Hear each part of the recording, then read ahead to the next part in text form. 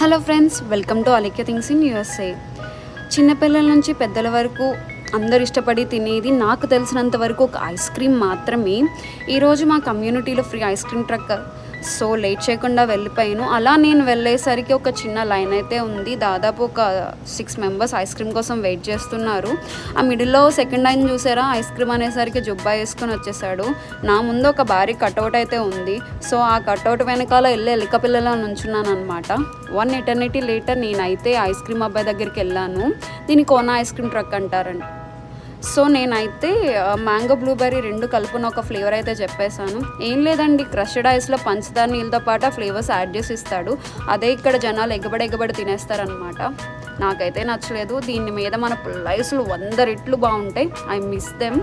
మీకు ice cream ఇష్టమో కింద కామెంట్లో చెప్పండి. అలాగే థింగ్స్ యూఎస్ఏకి సబ్స్క్రైబ్ చేసుకోండి. సబ్స్క్రైబ్ చేసుకుంటే ఐస్ క్రీమ్ ఇస్తా. Bye bye.